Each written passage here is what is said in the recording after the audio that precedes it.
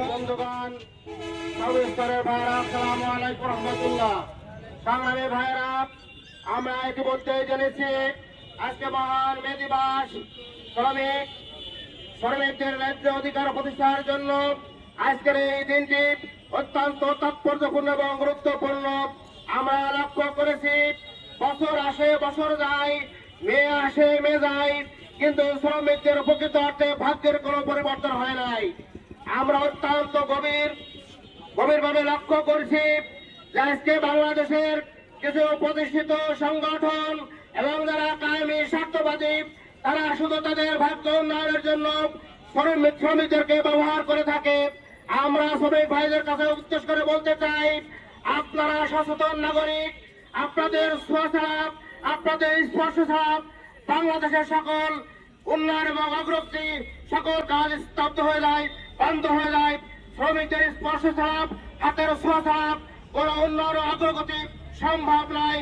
কাজে বাংলাদেশের সকল অগ্রগতি এবং উন্নয়নের সব থেকে বড় চাবিকাঠি আছে শ্রমিকেরা।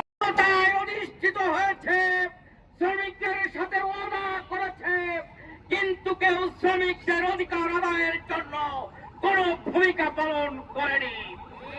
আমি বলতে চাই, এই যশোর, যে যশোরের সর্বত্রই শ্রমিকদের একটি বিশাল একটি এলাকা, কিন্তু আজকের শ্রমিক যারা 6 ঘন্টা 8 ঘন্টা 14 ঘন্টা গাড়ি চালিয়ে এসে 1 ঘন্টা বিশ্রামের জন্য একটি সময় তারা ভিক্ষা করার মতো একটি ব্যবস্থা যশোরে নাই। আমি যশোরের প্রশাসনকে বলতে চাই, আজকের শ্রমিকরা হচ্ছে বাংলাদেশের উন্নতি এবং অগ্রগতির সবচেয়ে গুরুত্বপূর্ণ একটি সংস্থা, কিন্তু আজকের তাদের অধিকারের জন্য আপনারা নীরব কেন? আমি প্রশাসনকে বলতে চাই, বিশেষ করে যশোরের প্রশাসন, আজকে এগুলো আমরা করি না, এগুলো প্রশাসন আমাদের নেবে কোনো অভিযোগ রাখতে পারবে না। আমি মনে করি বাংলাদেশের সাংবাদিক ভাই বন্ধুরা যা আছে, ইলেকট্রনিক প্রিন্টিং মিডিয়ার ভাই যারা আছে, তারা আমাদের সম্পর্কে যদি শ্রমিকদের অধিকার নিশ্চিত করতে হয়, তাহলে ইসলামী শ্রমনীতি বাস্তবায়ন ছাড়া অন্য কোনো পথে শ্রমিকের অধিকার আদায় হবে না।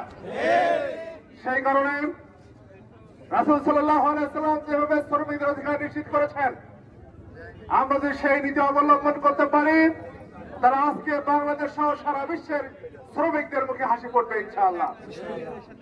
আজকে শ্রমিকদের ওভার টাইম করানো হয়, তাদেরকে অতিরিক্ত পারিশ্রমিক দেওয়া হয় না, তাদের কাজের নিরাপত্তা নাই, তাদের জীবনের নিরাপত্তা নাই, তাদের ন্যায্য শ্রম, তাদের পারিশ্রমিক তাদেরকে দেওয়া হয় না।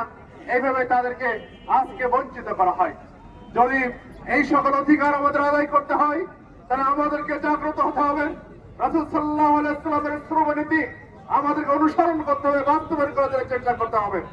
সংক্ষিপ্ত পরিসরে আপনাদের আহ্বান জানাতে চাই, আসুন আমরা সকলে মিলে আমাদের ভাইদের অধিকার আদায়ের জন্য আমরা দুর্বল